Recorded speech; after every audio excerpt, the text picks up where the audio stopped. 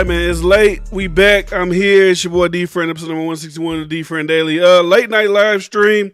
A lot of things to get into today, especially pertaining the cancellation of the one and only Andrew Tate. Now, we talked about this last week. We spoke about how the potential this was coming due to the guy who made the entire, I would say Instagram think piece surrounding Andrew Tate, the amount of attention Andrew Tate has been getting, and just the way the society and culture is over the past couple of years. So now he's been banned from Facebook and Instagram, and I believe somebody said Twitter, but I don't know if the Twitter thing is true or not. But I know for sure Instagram and Facebook he's been banned from. So I just want to have a conversation about it. I just want to go through it, look at some of the things, look at some of the evidence, and determine if it's if it's justified or not. Now, if you watch the show, I'm not really for canceling, silencing anybody, because in today's society, what I feel like they don't understand, what they don't realize is when you cancel people, right, you only embolden that fan base more. Canceling Andrew Tate is not going to stop whatever you think that is going to stop, but it'll probably only enhance whatever you didn't want to be enhanced. Same thing I think about with Donald Trump. When they continuously go and try to get Donald Trump day after day after day, month after month after month, all they're doing is constantly emboldening his base, rile them up, making him look right. Look, they are going to come for me. They are going to come for us. And that's what it is, man. So, like I said, I see a lot of people talking about the Andrew Tate shit. This is pretty much the guy. I want to say this is the guy who single-handedly took down Andrew Tate all by himself. I'm sure there's a lot of other organizations. I read a thing from organizations that said they were sending clips and, tweets and this and that to various social media platforms to get him taken off. But this is the one guy I've seen, the most prevalent. So his name is Matt XIV. We were watching his post last week. So he made a post. Andrew Tate has been banned from Instagram. Yeah, as we can see here, he's been banned. Got a lot of people in the comment sections cheering the banning of Andrew Tate. So Andrew Tate, a former kickboxer whose misogynistic videos turned him into the internet's biggest celebrity, has been permanently banned from Instagram and Facebook for violating community guidelines. Tate, who said that women are men's property and that victims of sexual assault should bear some responsibility for their attacks, has spent the summer indoctrinating millions of young boys into a violent 1950s version of masculinity that many thought was a thing of the past. So, I mean, that's the thing at the end of the day, right? So, pretty much, I mean, I guess you could say, obviously, they're not going to get canceled until they're big enough to be canceled. But that's the thing. It's like, nobody really cares about your ideas. Nobody really cares about canceling to the extent until they start to see your influence on other people. Whenever they start seeing you have influence on other people, that's when the real, the boycott cries become louder and louder and louder. And that's obviously what happened here to Andrew Tate. He's all over Instagram. He's all over Twitter. He's all over TikTok. He's all over these websites everywhere. Due to whatever reason, he got the MLM thing where, hey, you make my post, you get money, whatever. Now they want to take him out. So then this is from it. It says, but what about freedom of speech? Andrew Tate is freedom of speech. He can say whatever he wants, but freedom of speech is not freedom of Instagram. Instagram is a company, not a constitutional right. Freedom of speech does not mean freedom to yell dangerous ideas into the loudest microphone in the world. I mean, if you look at today's society, Instagram is what you would say is aka the new public square. Now, obviously, Instagram is a private company. They can do whatever they want to do. They want to ban you, they can do that at any point in time. But people get banned on Instagram for anything, right? You talk about COVID, ban. You talk about this, ban. Like anything they want to ban you for, they'll do it. So then it goes on to this Reddit post that went viral that was created by a teacher. Now, who knows if it's real or not? I don't know if this is a real situation. And I can say honestly and truly, I wouldn't be surprised if something like this did take place in school, because I do know that most people that are probably influenced by Andrew Tate, 9 times out of 10, are young kids. It's when I see videos like this, when I see the guy like SNEAKO blow up, when I see him go from 148,000 to 600,000 in a short period of time, I know that's not people my age. And that's not to say there's not people my age within there, but that's to say that I know most of those people are young, impressionable kids. So anyways, this is what the teacher said. The teacher says, have y'all heard of a sexist, misogynistic, disgusting excuse of human being known as Andrew Tate? Well, I promise you all, your middle school and high school boys have, and they're addicted to this content. Just this week, I have had 6 convos with families about their sons saying shit like women are inferior to men, women belong in the kitchen, Miss whatever her name is. Not only are they making these misogynistic claims in class, but they are literally refusing to do assignments if it is sourced from a woman. I had 3 boys refuse to read an article by a female author because women should only be housewives. But when I say I'm a teacher and here teaching you, the cognitive dissonance kicks in and they start saying, yeah, but teaching is a woman's job. Now, like I said, I don't think those are good character traits for young boys and young men to have. I think those are kind of dangerous things. But in the age of the internet, there's a lot of shit going on in the world that's going to affect them. And I don't know if banning this guy is going to do any good because there's always going to be somebody else. They're always going to listen to somebody else. Like I said, whether it's Andrew Tate, you ban him. Okay, we don't have him. Who do we have? We have SNEAKO. Oh, there's no SNEAKO? There's always going to be the next person in line to fill in these shoes. Like I said, I disagree with this shit all the time. Me and Bryce literally go on this podcast every week, and I argue most times in defense of women. Now, I know women do say stupid shit. We do say stupid shit on social media all the time by women. But a lot of the views that these people carry, I don't particularly agree with. But when I see people get banned for certain shit, I just always know, as a person who potentially wants to get into, wants to continue this whole like live stream broadcasting thing, at a certain point, there will be a point where the ideas of not even the many, but what is deemed right by, society, media, corporation, whatever, will not align with how I think about shit, right? It just won't align with how I think about shit. So I just look at it as one day, I could be canceled for some shit. Now, like I said, I'm not wild, crazy. I'm not going to hear women are this, they're property. I ain't doing shit like that. But there may be a time in the future where there is a situation that is going on in society that I deem is wrong and I speak about it, but everybody else now has moved and shifted to a certain side where they're like, yeah, that's the new way to do things. That's okay. So I think a cancellation for anybody shouldn't really be celebrated if you're in a content creation, media type of space, because one day, like I said, it'll come for you. So let's continue. So I'm glad that Andrew Tate has been banned from Instagram. Of course, it was the right thing to do, but let's be clear. Andrew Tate is a symptom, not a cause of the bigger issue, which is that young boys are not being taught to process their emotions in a healthy way. There is a self-esteem and mental health crisis among young men. It is being created by the same unhealthy masculinity that fueled Andrew Tate's fame. Until we're ready to take that crisis seriously, people like Andrew Tate will keep popping up and exploiting young men with their in their most vulnerable moments. So, I mean, I see Warders on here. I just want to know, I mean, maybe like, what if you're still on here, what's your take on the whole banning of Andrew Tate, if you could comment? But I'll continue to go on my thought process. Like I said, I'm not really here for the banning. I'm not really a guy to celebrate the banning. I don't think that it does any. I don't think it does any good. Like banning Andrew Tate from Instagram and was it Instagram and Facebook? Was he personally posting on these platforms himself? Is Andrew Tate as a person banned? Can people re-upload his clips still on Instagram, Facebook, or is his page alone just banned? Because if it's just his page, that wasn't the thing that was driving people to him. Like I said, he has multiple different people creating posts, clips, and things of that nature on his behalf. That's how he's got his reach. He hasn't gotten his reach by having his own thing, his own show where he's constantly trying to push out information, constantly trying to push that shit. He got thousands of people pushing shit out for him. So is this just a symbolism thing, or will this actually do what they are hoping that it does? And I just don't think it does. So then I saw this page right here, right? And I'm not even, this isn't just about Andrew Tate. This is about people in general. Because like I said, one day it could be anybody. Your favorite person eventually could be next. If there's something that your favorite creator will maybe possibly take a stand on in the future, this could be them on the chopping block. So I just came across this website or this Twitter account. It's called Center for Countering Digital Hate. Right, so they're an international organization distributing the production and spread of hate and misinformation. So they're like a activist group, social media page that sends out things, catches things, exposes things. So their first post was breaking. Twitter and Meta failed to enforce their own rules, failing to act on 99% of the most viewed tweets with LGBTQI hate. And so they're just exposing, like they're putting pressure on companies. That's what it is. Put pressure on companies to get people out the way so that I want to read this real quick. So that our ideas are pushed and I guess hate is there. Let me see. Boom. They have no problem fact checking us on political agendas. But God forbid we say something women don't agree with. I mean that's the thing. Okay, yeah, I agree with that. Let me make this little box. So I want to be able to see these things. Boom. I guess I still can't see it because it's too small. But I get it. Like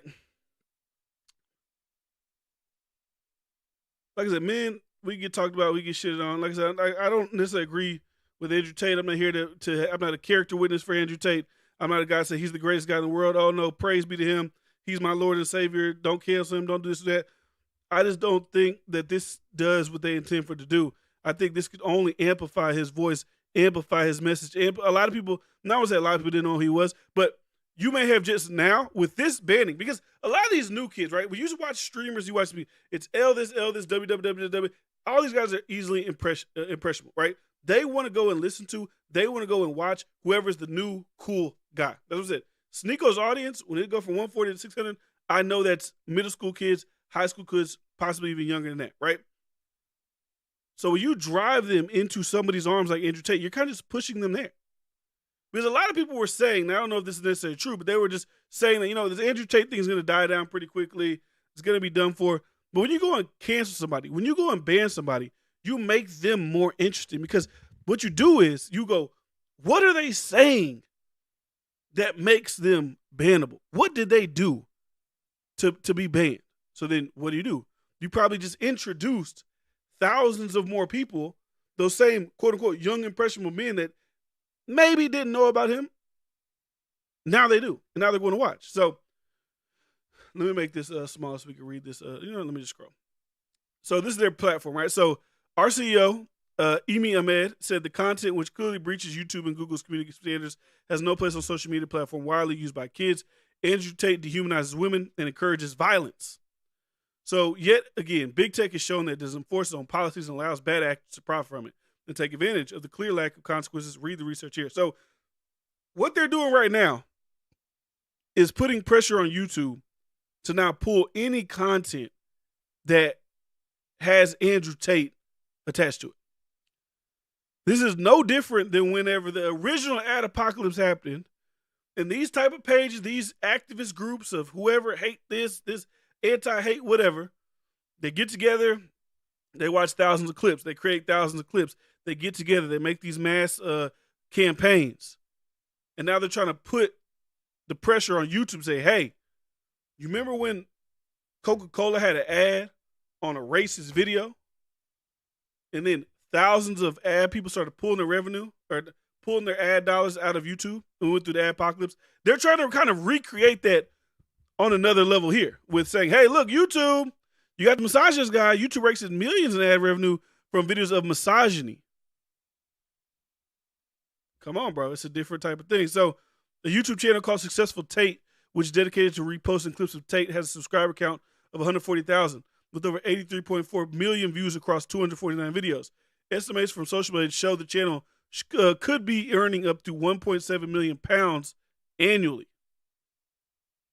I mean, I don't know what to tell you. I don't know what to think about that. I just know I don't like, things of that nature, because I think it's hypocritical. I think if you have a point of view and someone else has a point of view, the best thing to do is to counteract that point of view, is to go at them head on. The best thing, in my opinion, is not to try to ban them, try to get rid of them. The best thing to do is to combat their ideas head on. And if you can't combat their ideas head on, then that's on you. That's not on me. That's not on nobody else. If you feel like little kids are being influenced by this guy, one, you probably got to look at the parents too as well, because why are you your kid constantly 24/7 attached to this guy? But combat him, have him on. Everybody said when he did the debate against Hassan, everybody says he wrecked him. Everybody says he killed him, and it made him look bad. That's the type of things you got to do.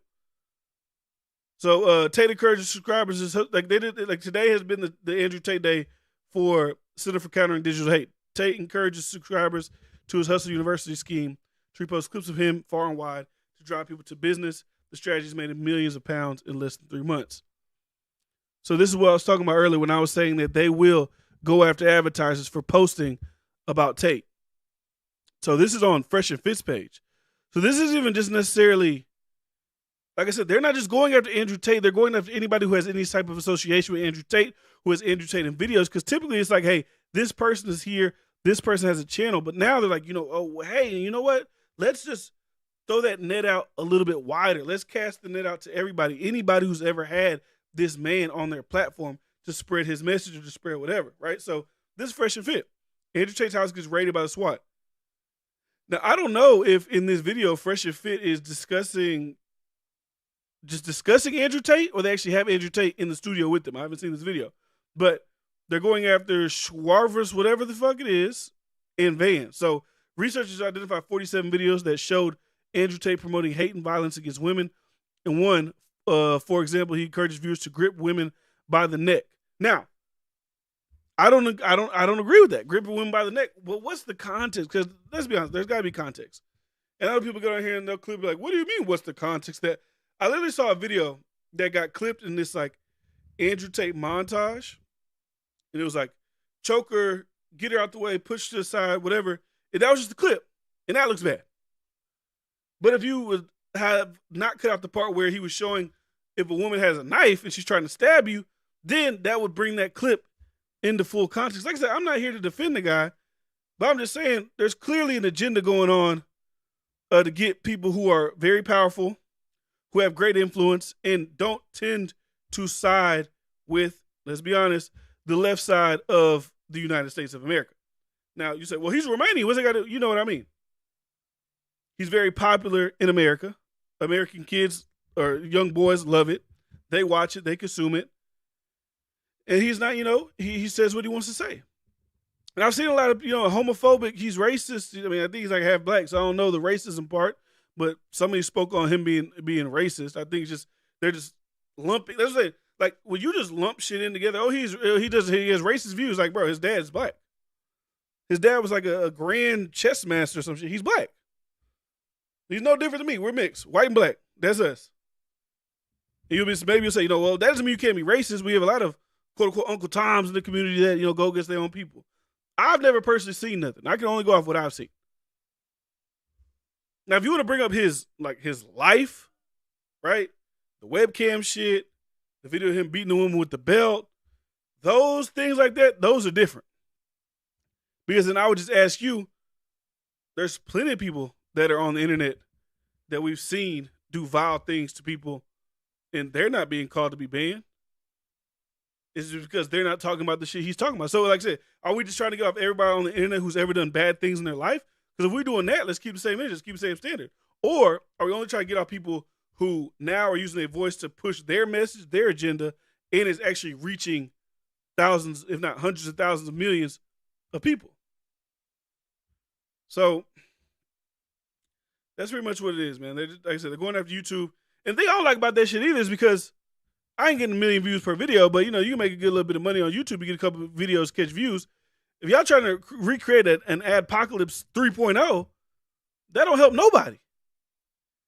If you start having brands first it was okay, hey, don't put that shit on edgy shit, political shit, whatever.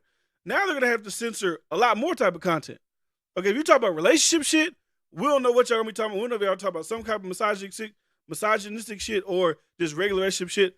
We're just not gonna monetize that shit. So now you're gonna have a whole swath of other creators that will not be able to monetize their videos because of activist groups like this pushing YouTube, adding YouTube, sending YouTube clips to, stop that. So the thing is, we discovered that YouTube is making millions of dollars in ads placed on videos promoting violence against women by notorious TikTok influencer Andrew Tate.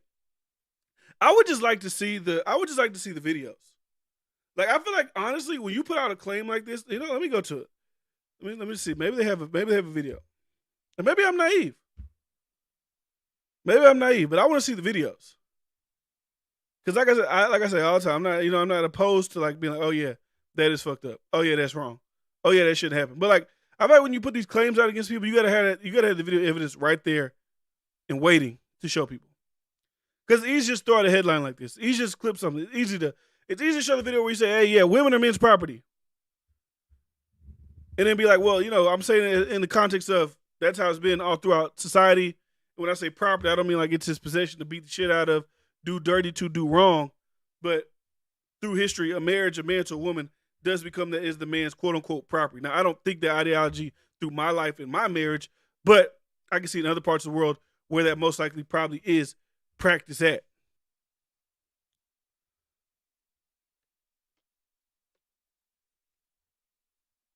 So, I mean, it's just interesting. We'll see. I mean, he made a video about it. Let's listen to his response. I do understand us due process with Instagram. I'm actually quite understanding of their position. I do understand it very, very well. I'm not angry at them in any regard. It's not a big loss for me. It's not something I use too often. But I do understand their position because we're actually living in a world now where it's kind of strange. This is an unprecedented period of human history. And we have internet sensationalism, global sensationalism on a scale which has never happened before. And also we have the ability to edit things so quickly, right? So you can say something on a stream and they can remove all context, or you can say something and they can change the tone of your voice, or you can say something. It's already happened to me many times, yes. Exactly. And then what they can do is they can throw that in front of a hate mob, and then internet sensationalism can take control, and people can start to believe in narratives which are false, and then people have to take some kind of action against that. So I understand all these things. I understand. I do have a question too about a guy like Andrew Tate. Like we see all these stories about him, right? We see the human trafficking thing. I've seen the story, I've seen him explain it, and I've read the articles about it, right? So according to him and his brother, they were having a party with a white girl. I don't want to say she's a white girl, but an American girl. She was there on Instagram showing a party off. Her boyfriend called the embassy to say that she was being kidnapped or held against her will. They pull up, they do a raid. Obviously, it looks bad for them. But let's be like, if nothing ever comes from that, what do you end up thinking about that? Or it's just like, is the allegation just enough to wipe anybody away? Because if nothing ever comes from that, the allegation is, hey, y'all got raided for sex trafficking. What if nothing ever comes from it? If there's no investigation, there's no Interpol, there's no Romanian, whatever their thing is called, at what point do you be like, oh, damn, maybe that was the correct story? I just like to get the truth. Like I said, I'm open to anything. If anybody has any video, like, oh, no, look at this one. Oh, look at that one. I'm not like 100% like, hey, this guy's the greatest guy on earth. I'm sure he's probably done some fucked up shit. He even said he's done some fucked up shit. But I just don't want to be tricked by narratives and shit like that. I want to just give me the real information. Don't sugarcoat it. Don't add no little cherries on top. Don't do none of that. Just give me straight. Who is this guy and what has he done? But even when, like I said, even when it comes to getting banned for shit like that, I wouldn't praise the guy. I'm like, oh, he's a great guy. He got caught for sex trafficking or whatever. But there's plenty of people on social media that we've all seen do horrible and bad things, but they're still here navigating. Like I said, they just aren't pushing a certain message. They don't have a lot of influence. Because if we're going to be mad, if we're going to say, hey, Andrew Tate should be banned and beat the shit out of the girl with the belt, he should be banned. I mean, Chris Brown should be banned. Chris Brown should be on social media. There's a lot of rappers that shouldn't be on social media. So if we're going to do it one way, we got to do it all the way. So I think that's all I got for the Andrew Tate shit. I ain't going to lie. Like, Andrew Tate got banned. They got after Alex Jones. I don't even really like the Steven Crowder guy. I ain't gonna lie. He did that George Floyd shit. I thought that was super corny. But he got banned this week for an interview with this lady. I think they was talking about the election shit. They fried him on that one. Let me see what he said. Hey, everyone but YouTube. We've been suspended. Not for anything I said, but for what the future governor of Arizona, Kari Lake, said regarding election integrity. You know, the election primary that she just won. YouTube's decided she's an extremist, you're an extremist. So let's all be extremists together, exclusively on Rumble and Mug Club. Look, you don't have to win every. Listen, I don't like this guy, but I don't like what he did. Right? I don't really watch a lot of his shit. A lot of his jokes are stale or whatever like that. I really have like no true issue with the nigga, but I think Democrats, people on the left, who push for this, who love this, cancel this guy, silence him. Like, I saw H3H3. H3H3 did 2 parties in a row, right? Steven Crowder got banned. He went live. They threw a party. Andrew Tate got banned. They went live. They threw a party. What y'all think is going to happen to these people is not going to happen to these people. The audience that they have cultivated. Now, you may have, in a way, blocked off new eyes, new support long-term by not being on these platforms, right? But you see what he just said in there, right? He said, hey, look what they're doing, guys. They think I'm a radical. They think you're a radical. By banning him, you're only allowing him, if you really don't like him, you really don't like his ideas, you think he's an evil piece of shit, you're only allowing him to use your cancellation power to galvanize himself, embolden his own people. By saying, look, I'm speaking so much truth on here, they can't handle it. The same thing when I see people they get on their lives, their lives get taken down. Like, oh, I was speaking too much truth. You see what they're trying to do to me, guys? Like, most times just be like, bro, you had to copyright a video. But they'll spin it and use it into some shit like, hey, the man is after me. And then what does that do? It makes their audience fuck with them 10 times more because people are interested in the bad guy. What is this guy saying that's so provocative that they want to cancel him? Or is what he's saying the truth because they don't want the truth to get out? And I feel like they fail every single time they do the same shit over and over and over again. I wish I could see the chat on here. Let me see. I can see it on this little thing right here, but I can't see it on there. His dad was a CIA agent. See? Look. They know something. But I think every time I think what they think they're doing is like, oh, we're stopping hate, we're stopping this, we're stopping that. But no, you're not. You're not stopping hate. You're not stopping whatever. I think we got to do this. I've been saying this for years. I feel like this is the way the world's going for years. You can't create a cookie cutter society. I think we have to stop teaching people that, hey, when somebody says something naughty to you, you can just push them off the edge of the earth and never hear from them again. They're silenced. Don't talk anymore. That doesn't work. It just doesn't work. The world is not going to be a beautiful and nice place. Whether you're black, white, Mexican, gay, bi, lesbian, trans, Indian, Muslim, Christian, whatever. There's people that are going to hate you in the world for whatever reason. Is it right? No, it's not right. Let people live their lives. Let people do what they want to do. But that's the way that the world is going to be forever. And even when I was looking at this guy's thing, let me go back to this Matt guy, right? He posted this, and he was like, hey, he had like a whole thing about Andrew Tate. His mission was to get Andrew Tate out of here. Andrew Tate is bringing back masculinity. Sure, some of the things he says are extreme, but it's just satire, take a joke. Like, you could, like, I saw this one little, like I said, this activist group. They posted a thing where he said, my kid's not going to be a nerd. No nerd will have the name Andrew or name Tate in their name. If they do, me and them will fight to the death in Mortal Kombat. Clearly a fucking joke, but they took it, ran with it, made it like it was like, hey, I know, if my son's a nerd, I really want to kill him. But here are a few messages his fans sent me this week. So, obviously, say, yo, the F word, gay bitch, keep your pictures to yourself, you suck, you da-da-da, F word, you're nasty, just let them fly, right? You're a piece of shit, da-da-da, go suck a D, little queer boy. Like, get going in on this guy, right? Very, like I said, anti-gay slurs, yada, yada. I wouldn't like that because I would got to keep it consistent. That was a black guy, and it was like, in there. Like, you're like, yeah, you're doing a little bit too much. That's a lot going on there. But I'm not in the business of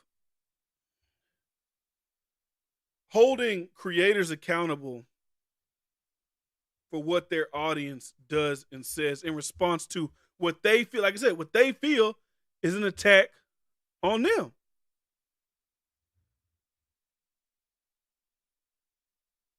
I used to have a guy who used to be on here all the time. I would talk about like the trans shit that go on or like a thing that happens with the LGBTQ or whatever, right? And he would go off the Richter scale. He'd be like, F them F words, death to them, burning. And I'd be like, bro, is my message? I'd be thinking like, is my messaging, am I giving off that vibe when I'm talking about this stuff? Because I'm really just talking about myself when it comes to these things. Am I giving off that vibe? Am I giving off that messaging? No. You can't control what your audience does and says. Because at the end of the day, they have their own narrative. Even when you look at this, this is Andrew Tate's audience, right? Me personally, like I said, you can send me a clip if you want to. I've never seen him even really talk about gay people. Right? Because if Andrew Tate was so homophobic, right? This guy would have had a better clip to use for his homophobia than this clip. Keep it a buck. If he had something to really get him on some homophobic shit, he would have had a better clip than this. CPR. Well, me. The reason 18 and who knows CPR? Well, me. Help him. No. Why? Because I ain't gay. He would have found a better clip than that to use if Andrew Tate was really this like vile homophobic person. Right? Like I would think so at least. Because if you want to prove a point that, hey, this guy's homophobic, he's got millions of clips out there. You can find something. If that's the best thing you can find is, oh, I don't give CPR to guys because that's gay. Oh my God, that's the word. Like, come on, bro, you're reaching. That Disney Channel way of thinking is going to be the end of use, specifically women with that princess mentality and what they expect out of relationships. I mean, yeah, I get what you're saying.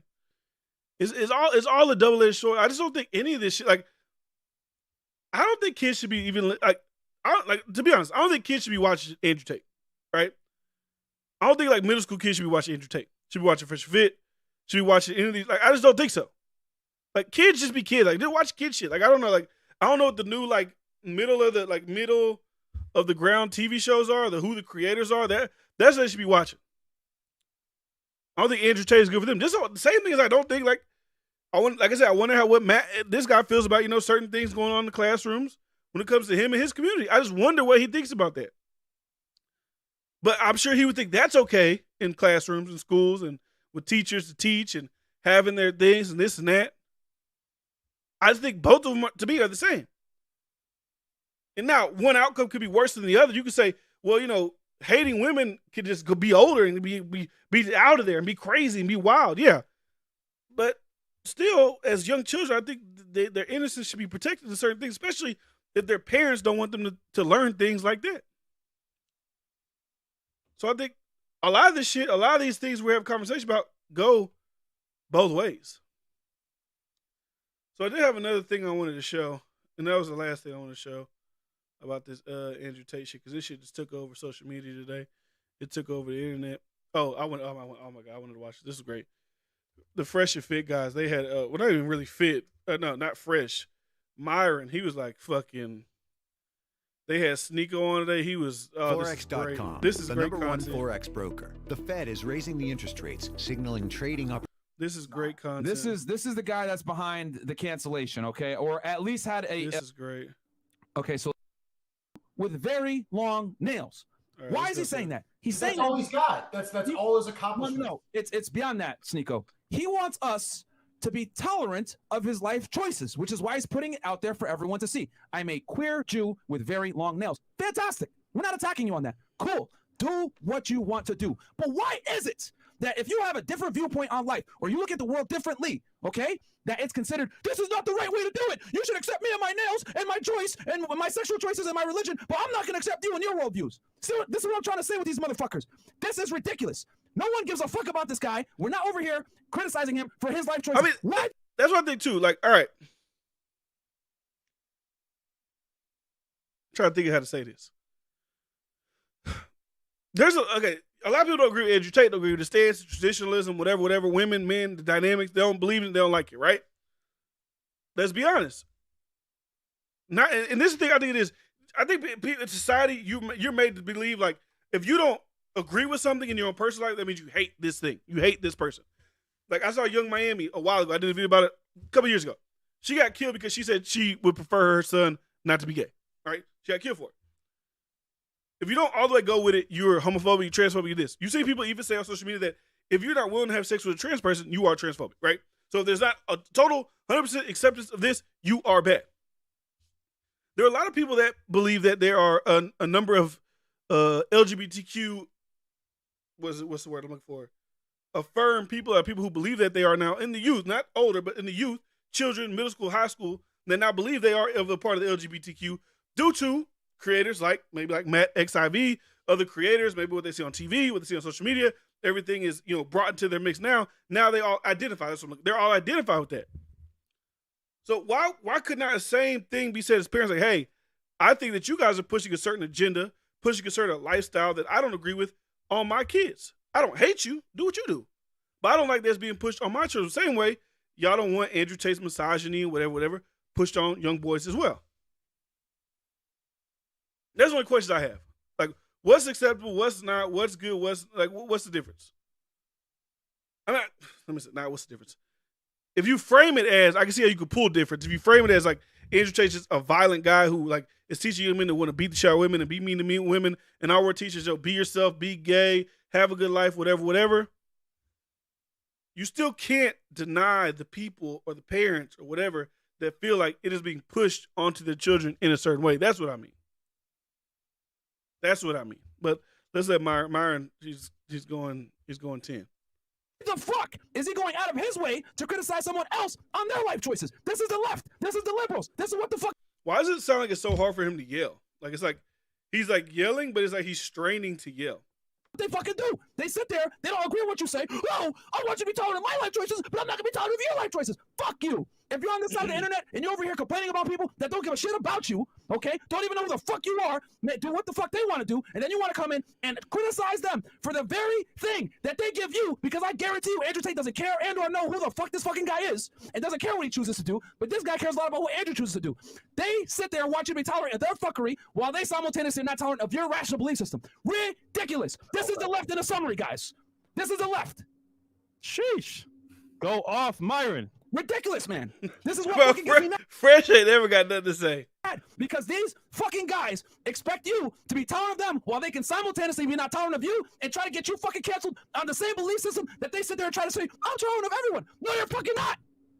No, you're not. You're over here on a fucking Instagram trying to get 1 million signatures, petition to get someone canceled because they don't share your worldviews. What if I went ahead and did a petition? Yo, you know what? I don't like this guy. He's going ahead and promoting homosexuality in a religion that does not supposed to promote homosexuality. We're long nails, and he's promoting gender. No one knows what this guy is. What if I did that shit? It would be ridiculous, wouldn't it be? It'd be fucked up.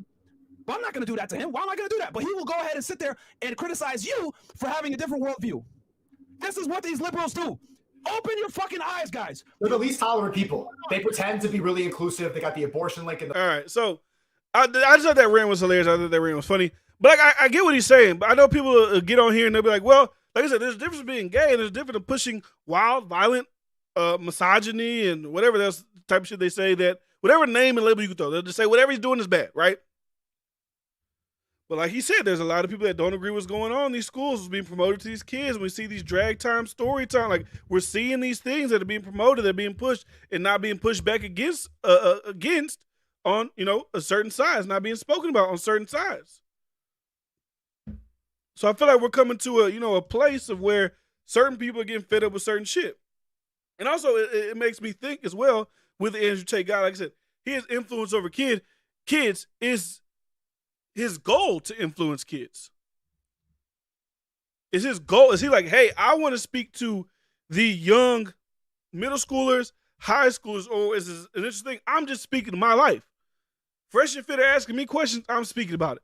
People are super chat me, I'm just speaking about it. I'm not really trying to influence a certain group. I'm not like, hey, kids, I'm going after young kids, middle school to high school. Or it's just that the fact that those are people that use social media the most, that's who he's reaching, that's who he's touching. Is it a creator's fault when their message reaches a certain demographic that they themselves may have not intended it to reach? Is that their fault? It's just things that make, I just wonder, because, this isn't, let me say this isn't a like LGBTQ versus like manosphere type of thing. Like, well, on this side they do this, but like, bro, when you see shit like when Ron DeSantis put a bill that say, hey, for second and third grade, we can't teach certain things that are not age appropriate when it comes to, LGBTQ thing, lesbian, gay, trans, whatever. We're not teaching that to kids, right? And you see people combat that. Like you see media, swarms of media people mad about that. Like, why are we? You gotta sit back and look like, okay, why are we mad at a guy saying that, hey, you can't teach second and third graders in school about, gay, lesbian, bi, because like, that should be something the parents, speak with them about. That should be something that should be age appropriate. Now, like I said, if you're in high school and like an older grade, I don't really care about you teaching it in. Like, even still within a framework of education. Like, because obviously when you get to high school, even middle school possibly, there's going to be kids that are gay, and they're going to experiment, they're going to do whatever. You got to keep them safe if you're going to go the sex education route. No, we're talking about second and third grades. Why we push it on to them as so early? Why is The View? Why is CNN? Why are all these people pointing this bill and not looking at it like what it is? Hey, this is to protect parents when it comes to their kids. That, hey, a school has to tell parents X, Y, and Z when it comes to their children. Schools can no longer hide X, Y, and Z from parents. They have to tell them. So, I don't know, man. It's a lot of shit going on in the world, man. It's a lot of shit, man. It's a lot. So, he's banned. Like I said, I don't think it really affects him too much because he wasn't like a guy that was all over these platforms anyways, as far as like his message wasn't specifically promoted by him. Like when Alex Jones gets banned, right? He is pushing the content on his shit, right? But you know what they did for Alex Jones too? They only made Alex Jones stronger. They only made Alex Jones. They said Alex Jones made like $63 million. If he wouldn't got canceled off YouTube, Spotify, SoundCloud, PayPal, all these things, he probably wouldn't got as big as he is. Because I'm saying you're pushing these hardcore fanatics more towards that lane. Even when I see SNEAKO do shit with Nick Fuentes, right? And I go to Nick Fuentes' site because I'm just curious. Okay, Cozy TV. I already know his ideas. He don't fuck with black people. Like, hey, animals, whatever. He don't fuck with black people. Like, they can look cute on stream and all that shit. He don't fuck with black people. That's cute about it. He don't. But when you go to his site, he's on his own independent site. And he's pulling 6, 7, 8, 9, 10,000 viewers a night on his own site. You only made those people who fuck with him on the regular, like YouTube's whatever, fuck with him even more. Like, damn, our boy is banned. Our boy is no longer here. So we gonna go ride for him even harder. People who was riding for Andrew Tate will ride for Andrew Tate even harder now. So that's why I don't agree with banning, because anybody you ban, most likely it will backfire on you, because it'll only make their fans stand with them 10 times more than before. And I remember hearing Gideon on whatever his name is, Gideon, whatever, on SNEAKO's thing. He said it's gonna be bad when the kids go back to school. They're gonna be on some fuck women shit, do this, do that. You see the red. I mean, and I'm not oblivious to that rhetoric is out there. Let me get that out the way too. Maybe I should say this at the beginning. I'm not oblivious to that rhetoric is probably going on. There are probably young kids saying the things this teacher possibly said. But my thing is, whose fault is that? Because you're never 100% going to scrub the internet of people that talk like Andrew Tate. The reason I feel like SNEAKO's blowing up is SNEAKO, he be doing it. He just be reacting to certain videos like that. He be saying some shit about women. I think the bad thing about these type of guys, and I can say the critique of them, is it's simply like a generalization, like all do this. All women should never do this. I feel like that's kind of a bad thing. But as I'm realizing through this whole broadcast thing, when you do all that double talking, well, I only mean like 3%, 20. You just got to talk, bro. You just got to, like, people might misconstrue, but you kind of get to just talk. I get people, oh, you got responsibilities for the people, yada, yada. You got to just talk. But that's one thing I can say about the men. It's always like, majority of women, it's like, I don't know if it's majority. But I get what you're saying.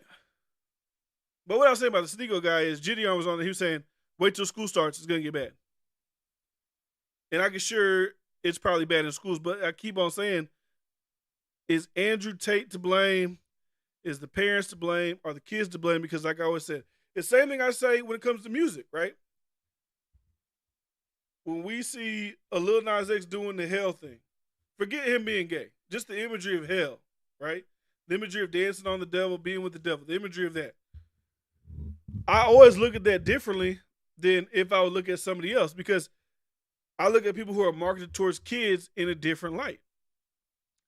Is Andrew Tate marketed towards kids, or are kids just happening to find his content? That's the difference to me. Now, if you're marketing to kids, like if he's talking the way he's talking, and he's marketing shit to kids, like middle schoolers, hey, when the women do, like, that's different. That nigga's a demon. But if he's just talking, he's thinking he's on Fresh and Fit, y'all probably got like the 18 to 25, the 25 to 35. And I'm talking to like people who are adults, and then kids just so happen to find my shit. You can't control that. You can't control kids finding content on the internet. So that's the difference for me in this situation. Are young kids probably watching it? Yeah. But can I blame him that young kids are finding his content? No. So I was on there for a long time. But that's how I feel about it, man. I just feel like it doesn't help you. It only makes your enemy, I guess, stronger. So I want to talk about this R. Kelly shit, right?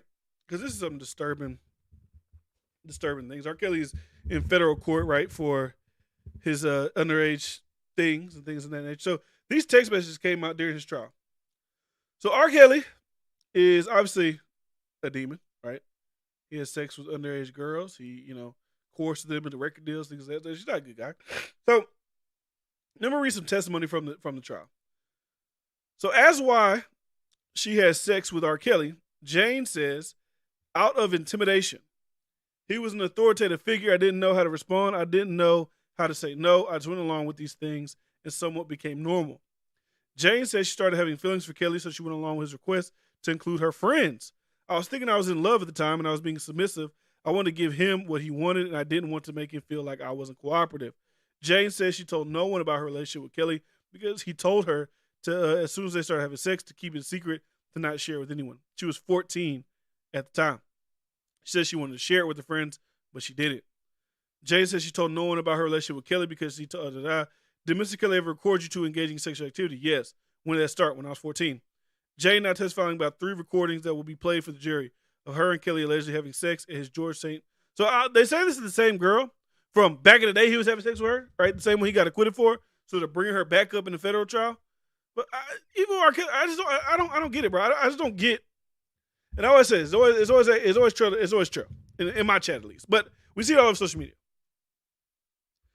I don't get the free. I just can't get it. I don't know if it's a cultural thing. I don't know if it's because of the historical relevance of black men being persecuted for crimes, especially sexual assault crimes that they did not commit, and this thing and that nature. But I just do not get why people continue to try to make this guy into a martyr.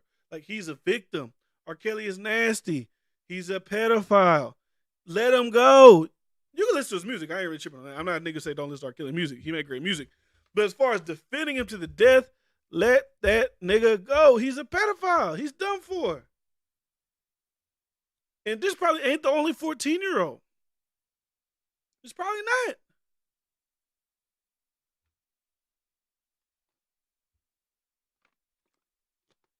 Free Top G. But they were saying, this is the other thing about too. So, according to WGN News, the woman that took the stand to testify against Kelly's same teen girl he's allegedly featured in the infamous 2008 sex tape, the woman who is now 37 and identified as Jane, took to the stand to share that she was introduced to the singer through her aunt in the mid-1990s when she was 13 years old. Her aunt, who was also a music artist, was also connected to Kelly romantically. Jane shared that at the time, her aunt said she should ask Kelly to be her godfather, and she testified that weeks later is when he started making sexual advances to her. She shared that phone sex with the troubled singer soon turned physical. She claims that she engaged in sexual acts with Kelly hundreds of times between the ages of 15 and 18. According to Jason Mizrahi of the Chicago Tribune, when asked why she engaged in sexual activity with Kelly, she said it was out of intimidation. He was, like a father, whatever fuck type shit to her. So the aunt was supposedly this lady named, what the fuck is her name? Jingles or some shit like that? I don't know what the fuck her name is. But the point of this is just to reiterate that R. Kelly is a nasty ass nigga. He can't control himself. He's already in prison for 30 years. He's done for. He's not getting out. He's probably going to be dead in prison. And I feel like we just got to stop defending shit like that. I feel like as a society, we have to stop trying to defend people that do bad shit because in the past, people who actually didn't do bad shit got locked up for bad shit. I feel like we had, especially when the evidence is clear as day. Everybody is not Emmett Till. Everybody is not the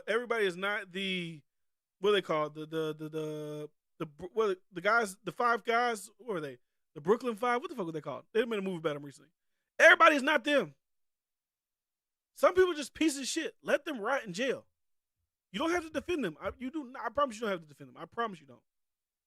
I promise you don't. Like I said, everybody's not Emmett Till. Everybody's not being falsely accused. So I feel like that's one thing that we have to figure out how to stop doing as people. It's just, I don't know. Every time I say it, I don't know. It should be like, I guess you say it triggers me every time I see this shit. So another thing I do want to get your take on, because this had to do with, as we seeing this shit, man, it's just like crazy shit. Wild shit. So, what was I watching? I was watching the panel that the SNEAKO guy had, right? And they had Nick Fuentes, they had Gideon, they had Young Don, Abba, and Destiny. And they were talking about Nick saying, hey, he don't think about race mixing, yada yada yada. And it just made me think, like, I get that looks racist because he's a white guy, but we can't act like we don't have plenty of black leaders that also expound the tradition of, not mixing races. There's plenty of, like, Wardu's Nigerian. Now, I'm not going to say, like, his parents probably like this, but, like, there's plenty of, like, pretty, like, traditional people who know their culture who also don't want them to be mixing with other races. So, this is something I saw that's like, bro, if this is white people doing this, it'd be like World War III. They'd be picking signs, all type of shit out there in protest of this. So, Berkeley, which is a university in America, I think it's in California, co-op bans white people from common areas to avoid white violence and presence. So you got to add the white violence part, but also just the presence of white people. Y'all can't be here. And all students trying to sign in are asked to declare their race. Now, let's be in America. How crazy does that sound? In 2022, that there's a place like, hey, white people, nah, y'all can't come here. Y'all can't come here. We don't want your presence. We don't want nothing. So, let me see. The accommodation houses University of California, Berkeley students and has rules that specifically ban white people from common spaces in the house. The person of color theme house says many of its members moved to the house to avoid white violence. It also calls for members to avoid bringing parents, family members that express bigotry. Several people, including POC, have complained of a ferocious culture in the house that seeks to exclude and belittle. The accommodation, which is located close to Berkeley's campus, is a 5-story, 30-room home that can house up to 56 students. So, a list of house rules revealed that occupants were told many POC moved here to be able to avoid white violence and presence, so respect their decision of avoidance if you bring white guests. Can you, bro, like, come on, bro. We got to call a spade a spade. Like, that shit's crazy. I know people don't like white people, right? And I'm biased, obviously, because I am half white. My mom was white. My grandma's white. So, I'm a little biased here. But let's keep it a buck. That shit is crazy. If that was reversed, if it said many white people moved here to be able to avoid people of color in their presence, so respect their decision of avoidance if you bring black guests. Dog, it'd be fucking outrageous. So you got to call, this shit is outrageous. While the student house aims to have an inclusive environment, the rules specifically state white guests are not allowed in common spaces. Come on, bro. I know. I get it. White slavery, Karens, super Trump support, MAG. I get it. All white people ain't bad, big dog. I know a couple white people. They not bad, man. Not to this level. Like, this hadn't even been a story on the news. If this was in Alabama at a sorority and this was they shit, and they said no black people, this would be on every late night TV show. And I'm talking about Colbert's. I'm talking about, what's the guy's name? Trevor Noah's, Jimmy Kimmel. They'd be on their shows. It'd be on CNN. It'd be on MSNBC. It'd be everywhere. And these kids who live in this house, who follow these rules, would probably be kicked out of the school. So, while the student house aims to have an inclusive environment, the rules specifically says white guests are not allowed in common spaces, according to the list, which has been posted on Reddit. The accommodation, which is located close to Berkeley's campus, is 5-story, but the rules which were leaked on social media have caused outrage, with many people slamming the restriction as racist, as others come forward and reveal the experience living in the co-op. One mixed-race Reddit user who claimed to have lived at the house said their presence as a light-skinned person was not well received either. So even light-skinned people, according to this person, do not get great treatment in this place.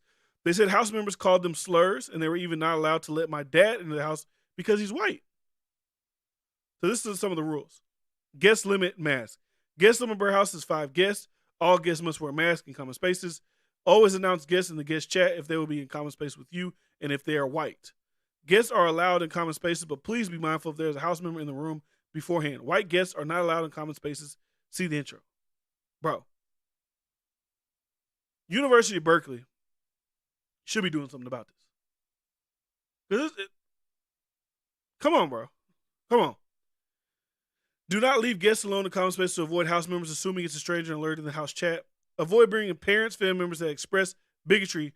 Queer, black, and indigenous members should not have to avoid common spaces because of homophobic or racist parents, family members. So, like, what do you think? Like, what do they really think is gonna happen? Like, they think like a parent is gonna come in there. It's gonna be like a white guy. Like, there's this thing.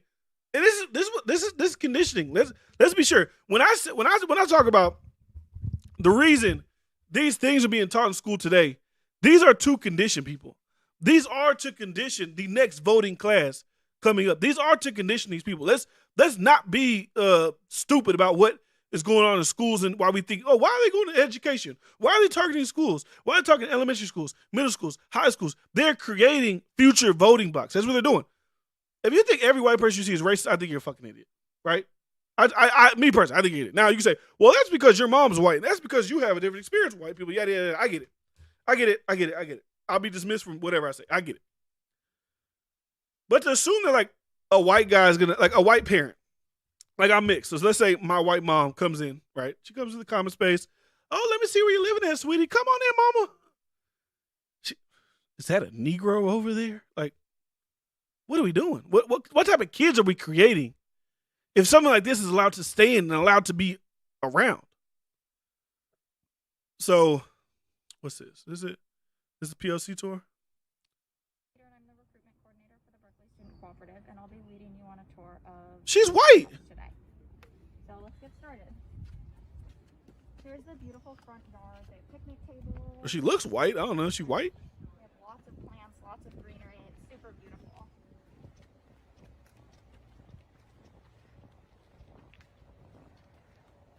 There are a bunch of succulents here. That looks like a piece of shit. I ain't gonna lie to you. And flowers all up here. That landscape is horrible.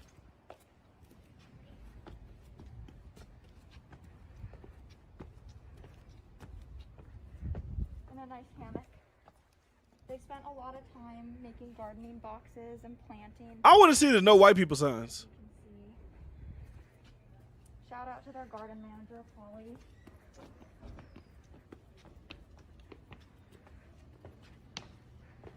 And here's their front patio.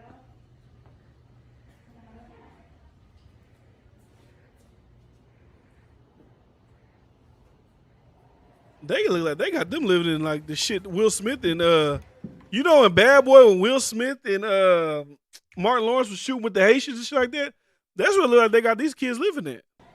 Here's their front common room where they normally have council and workshops when those things are in person. Here's their dining area.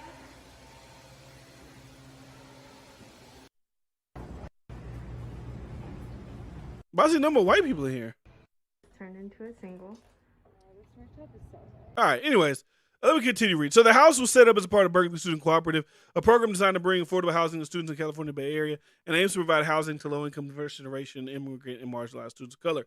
According to the rules, people that live there should avoid bringing their parents, like I read that earlier. Jeanette Gilmore, Senior Director of Strategic Communication at the university, told Daily Mail the house is not campus operated, meaning it is not the role of the campus to comment. But that's a cop-out. That's bullshit. Because, like I said, if that was a white student co-op of kids that go to Berkeley that made that up, because let's be honest. If this is allowed to stand with no comment and no whatever, and I like keeping shit a buck. Like I said, wrong is wrong, but I like to keep shit kind of fair. If we're going to say that, oh, well, we can't comment on shit like that, then if them white kids create a white only space, then Berkeley should not comment on it.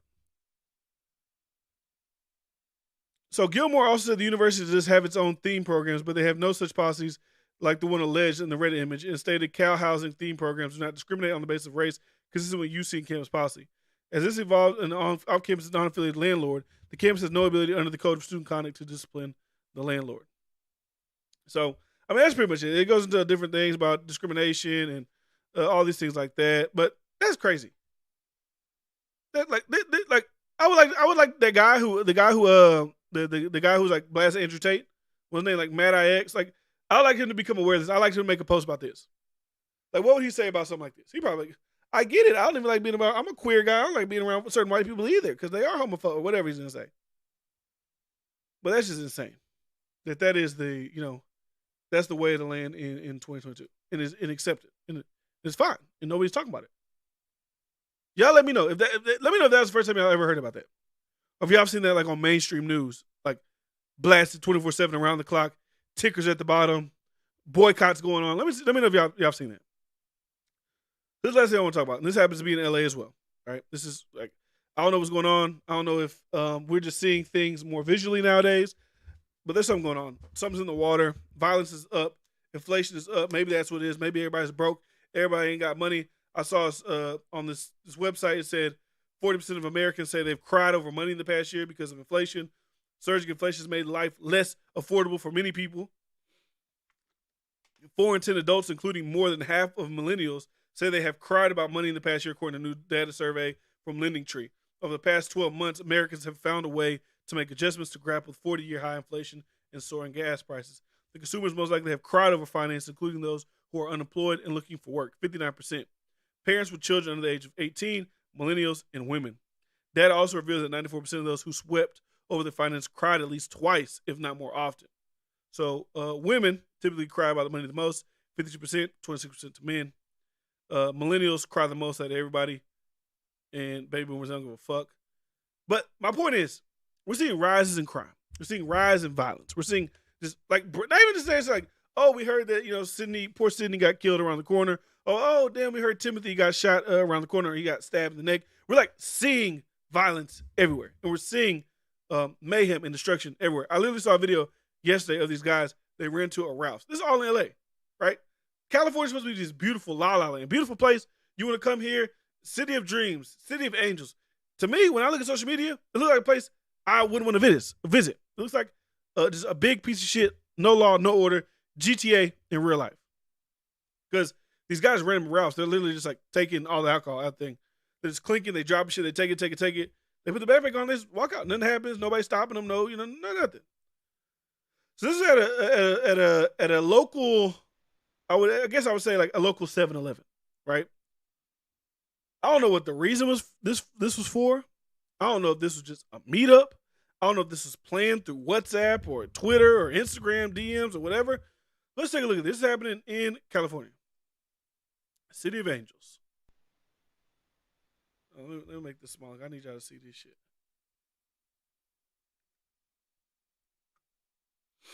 All right, let's go.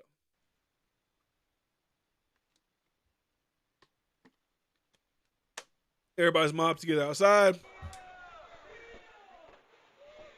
People start running in.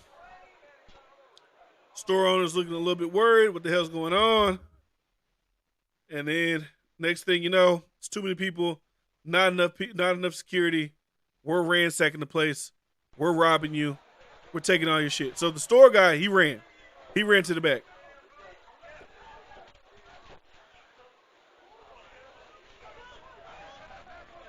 Now this guy, he just tearing shit up. He throwing shit. Big homie in the front. You ain't got no mask. We're going to catch you. You're done for. Let's jump the counter. Steal everything out the back. Here y'all go. Here's this. Cigarettes, lottery tickets, Rillos, throw them over. Another guy jumps the thing, stole shot the cash register. Everybody got a hand. Everybody got a something. How is this going on in a major city like LA? How are we constantly seeing smash and grabs of millions of dollars of shit every day?